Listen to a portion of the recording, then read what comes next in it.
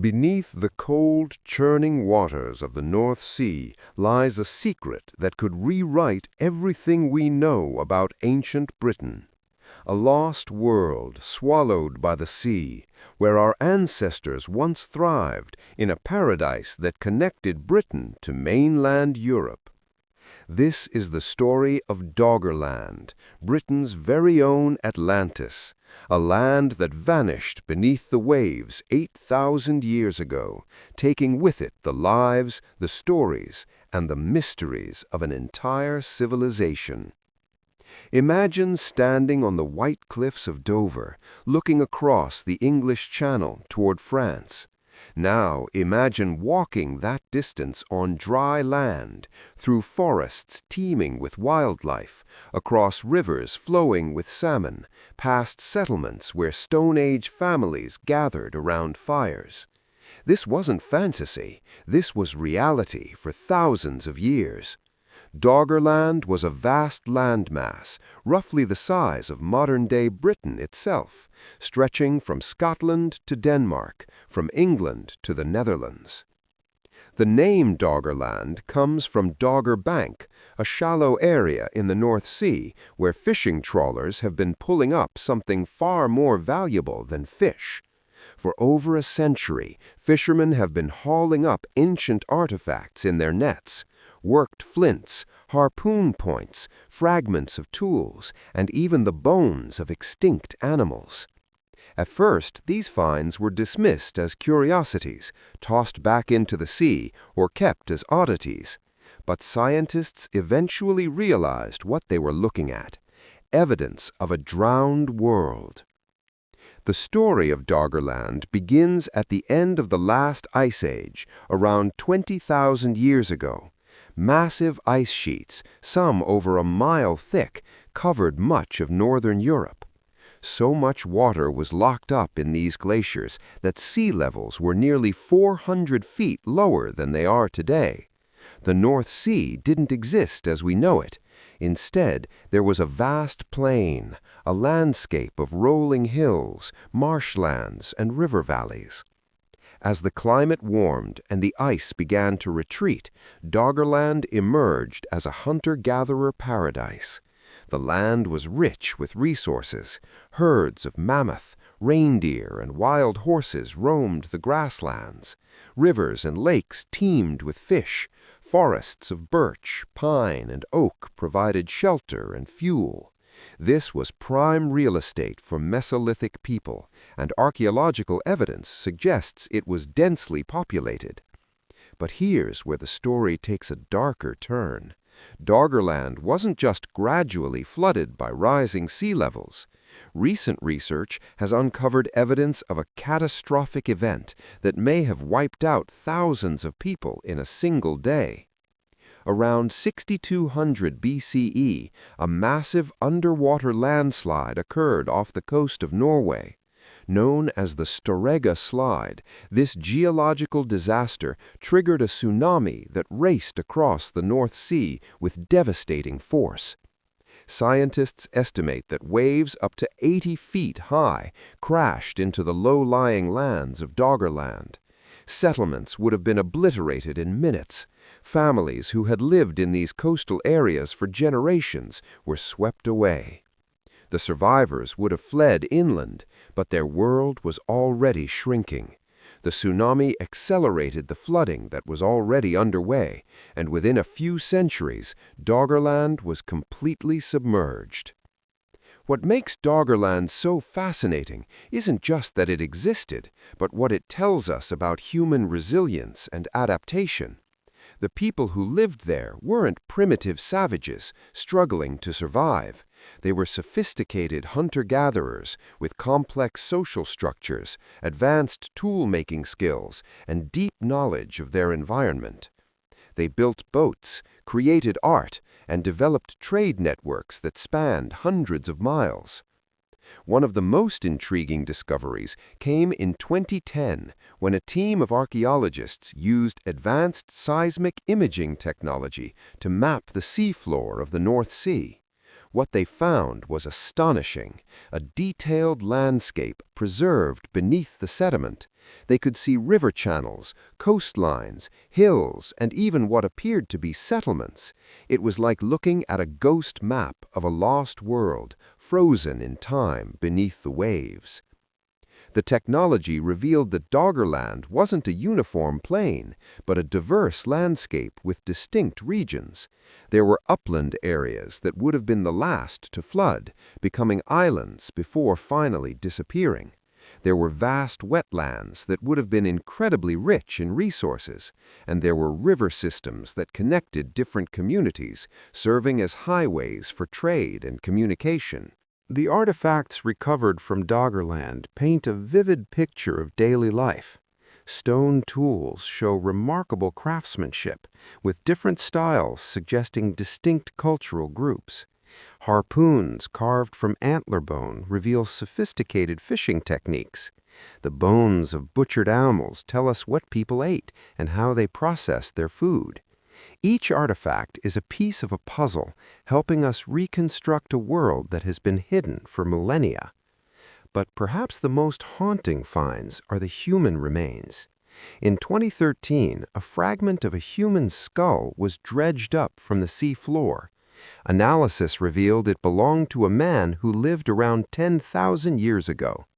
He would have witnessed the gradual transformation of his world, watching as the sea slowly claimed more and more land. His descendants would have been among those who fled to higher ground, eventually settling in what we now call Britain and the Netherlands. The flooding of Doggerland had profound consequences for the development of Britain. Before the land was submerged, Britain wasn't an island. It was the northwestern edge of continental Europe. People, animals, and ideas flowed freely across the landscape. But as the waters rose, Britain became isolated.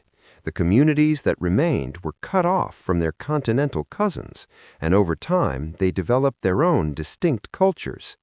This isolation may have been a blessing in disguise. Some researchers argue that Britain's island status forced its inhabitants to become more innovative and self-reliant. They had to adapt to a smaller territory with finite resources. This pressure may have accelerated technological and social development, setting the stage for the remarkable achievements of later British civilizations. The story of Doggerland also raises uncomfortable questions about our own future. The same forces that drowned this ancient land are at work today. Climate change is causing sea levels to rise once again. Coastal communities around the world are facing the same threat that the people of Doggerland faced 8,000 years ago. The difference is that we have the knowledge and technology to predict and prepare for what's coming. Scientists studying Doggerland aren't just interested in the past. They're looking for lessons that can help us navigate the future. How did ancient communities respond to environmental change? What strategies did they use to adapt? When did they decide to abandon their homes and move to higher ground? These questions are more relevant now than ever before. One of the most exciting developments in Doggerland research is the use of artificial intelligence and machine learning to analyze seafloor data. These technologies can identify patterns and features that human researchers might miss. They're helping to create increasingly detailed maps of the drowned landscape, revealing new sites that could be excavated in the future. But excavating underwater sites is incredibly challenging and expensive. The North Sea is a harsh environment with strong currents, poor visibility, and unpredictable weather. Traditional archaeological techniques don't work underwater. Researchers have to use remote-operated vehicles, sonar imaging, and specialized diving equipment. Every expedition is a logistical and financial challenge. Despite these obstacles, the rewards are immense. Doggerland represents one of the largest and most important archaeological sites in Europe. It could contain thousands of settlements, burial sites, and artifacts. Each discovery has the potential to revolutionize our understanding of prehistoric Europe. We're only just beginning to scratch the surface of what's down there. There's also a poignant human dimension to this research. The people of Doggerland were our ancestors. Their DNA flows through the veins of millions of modern Europeans. Their struggles, their triumphs, their daily lives are part of our shared heritage. By studying Doggerland, we're not just learning about the past, we're learning about ourselves. Recent genetic studies have added another layer to the Doggerland story. DNA extracted from ancient remains found in Britain and continental Europe shows that there was significant mixing between different populations during the Mesolithic period. This suggests that Doggerland wasn't just a bridge for migration, it was a melting pot where different groups met, traded, and intermarried. These genetic connections have profound implications. They suggest that the people of Doggerland weren't isolated communities, but part of a vast network that spanned from the Atlantic coast to the Russian steppes. Ideas, technologies, and genes flowed across this network, creating a surprisingly interconnected prehistoric world. The flooding of Doggerland disrupted these connections, fragmenting populations and creating the distinct regional cultures that emerged in the Neolithic period. One of the most intriguing theories about Doggerland concerns its role in the spread of agriculture. For thousands of years, the people of Doggerland were hunter-gatherers. But around 6000 BCE, farming began to spread across Europe from the Middle East. Some researchers believe that Doggerland may have been a barrier to this spread, delaying the arrival of agriculture in Britain by several centuries. When Doggerland finally flooded, it created a maritime highway. Farmers from continental Europe could now sail across the narrow English Channel, bringing their crops, animals, and agricultural knowledge with them. This may explain why agriculture appeared in Britain relatively suddenly around 4000 BCE. The flooding of Doggerland didn't just change the geography, it changed the course of human history. But not everyone agrees with this interpretation. Some archaeologists argue that hunter-gatherers in Doggerland were already experimenting with plant cultivation and animal domestication before the land flooded.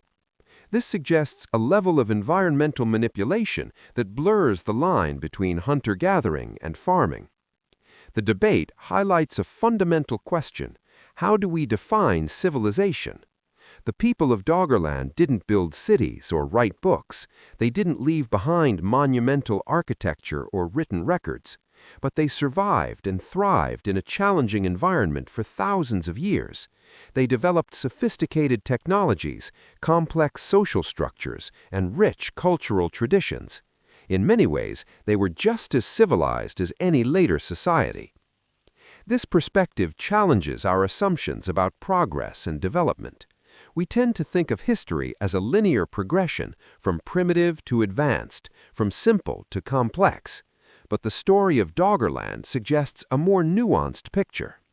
These ancient people possessed knowledge and skills that we've lost.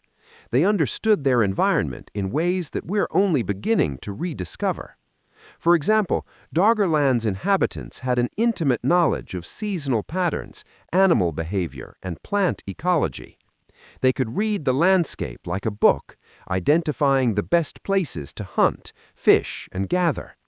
They knew which plants were edible, which had medicinal properties, and which could be used for tools and shelter. This knowledge was passed down through generations, refined and expanded over thousands of years.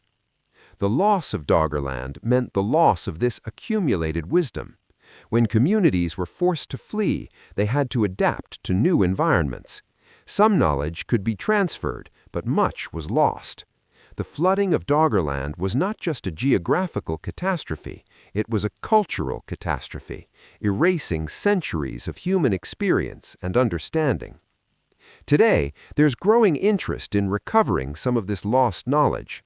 Archaeologists are working with indigenous communities and traditional ecological knowledge holders to better understand how ancient people interacted with their environment. This interdisciplinary approach is revealing insights that pure archaeological research might miss. The story of Doggerland has also captured the public imagination in unexpected ways.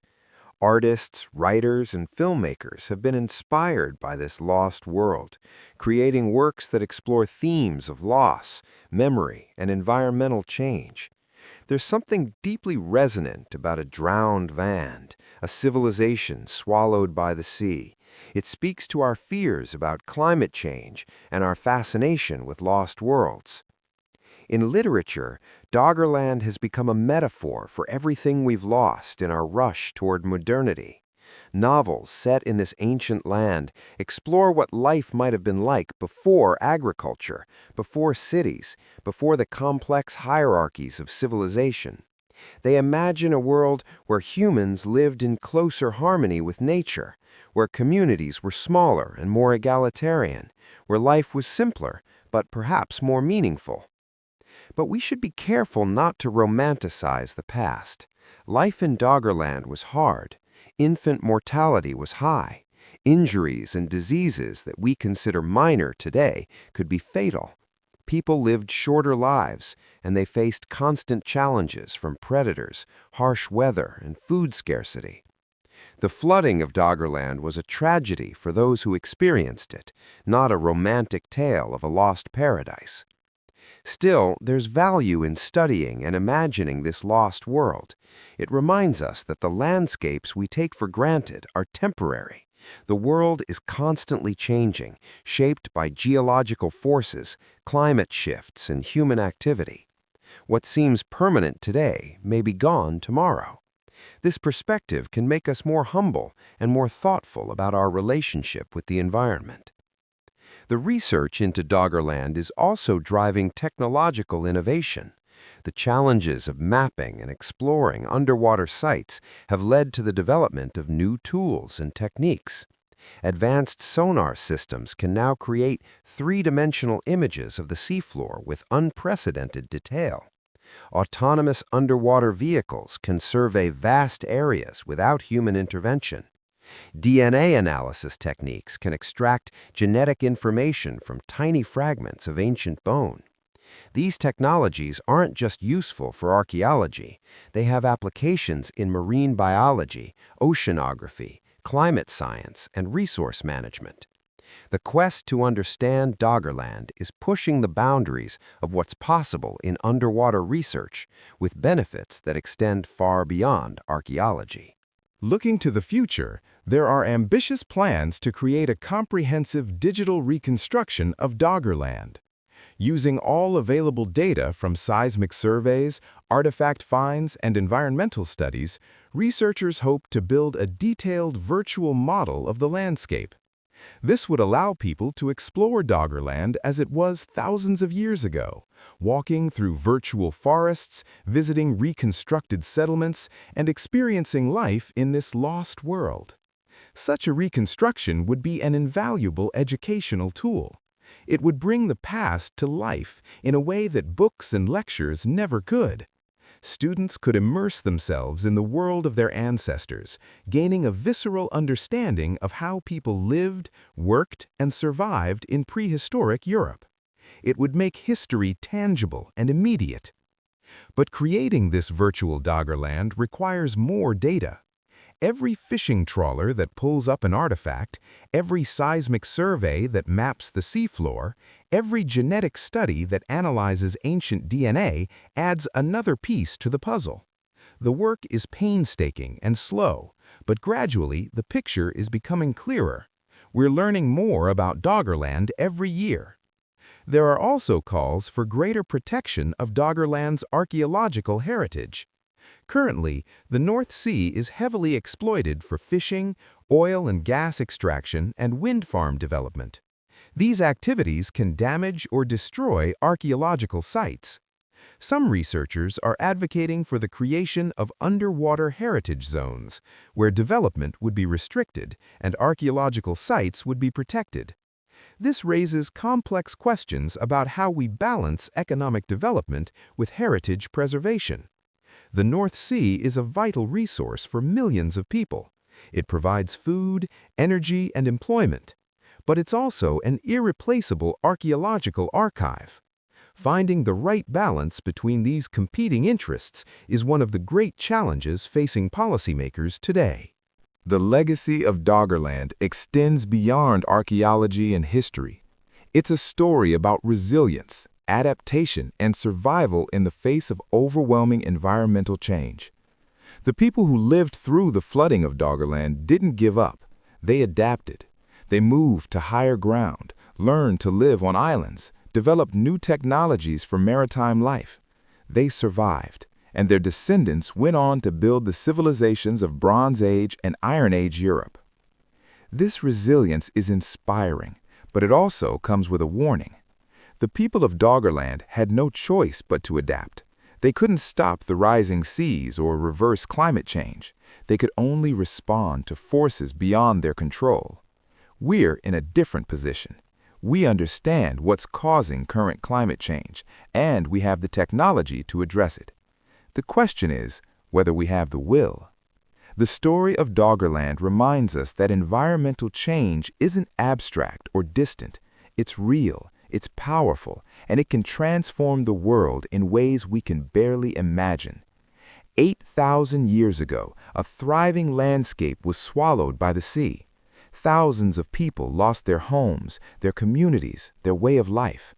It happened slowly enough that people could flee, but fast enough that entire cultures were disrupted and displaced. Today, we're facing similar challenges. Sea levels are rising, coastal communities are at risk, climate patterns are shifting. The difference is that we can see it coming.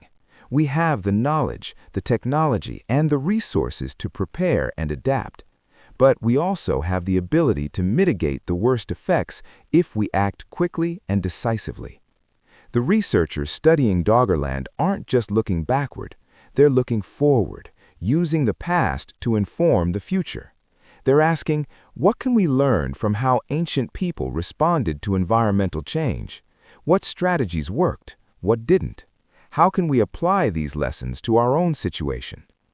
One key lesson is the importance of flexibility and mobility. The people of Doggerland who survived were those who could adapt to changing conditions, who could move when necessary, who could learn new skills and adopt new technologies. Rigid societies that clung to old ways didn't fare as well. This suggests that resilience in the face of climate change requires not just technological solutions, but social and cultural flexibility. Another lesson is the value of community and cooperation. The archaeological evidence suggests that Doggerland communities worked together to face common challenges. They shared resources, exchanged knowledge, and supported each other through difficult times. This collective approach was crucial to their survival. In our own time, addressing climate change will require similar cooperation on a global scale.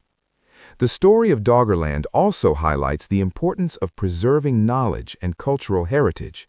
When Doggerland flooded, much was lost, not just land and lives, but accumulated wisdom, cultural traditions, and historical memory.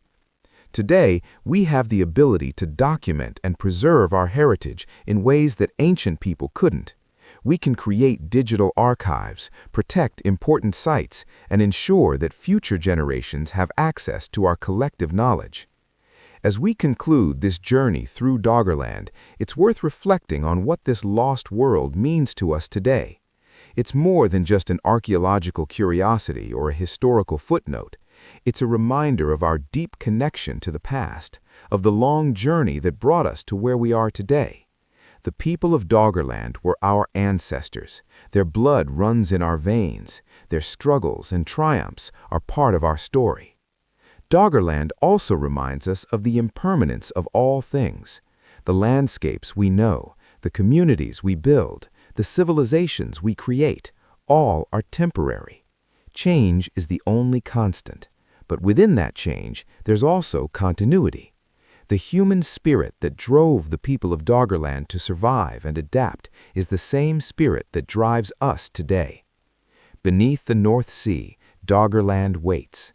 Its secrets are slowly being revealed, one artifact at a time, one seismic survey at a time, one genetic study at a time. Each discovery brings us closer to understanding this lost world and the people who lived there. But there's still so much we don't know, so many questions waiting to be answered. Perhaps one day, technology will advance to the point where we can fully excavate underwater sites, recovering artifacts and remains with the same precision we use on land. Perhaps we'll find preserved settlements, complete with tools, art, and even organic remains. Perhaps we'll discover written records or symbolic art that gives us direct insight into the minds of Doggerland inhabitants. Until then, Doggerland remains Britain's Atlantis, a lost world beneath the waves, a civilization swallowed by the sea, a reminder of what was and what might be again. Its story is our story, a tale of human resilience in the face of unstoppable change. And as we face our own environmental challenges, the lessons of Doggerland have never been more relevant. The past is not dead. It's not even past. It's alive beneath the waves, waiting to teach us how to survive.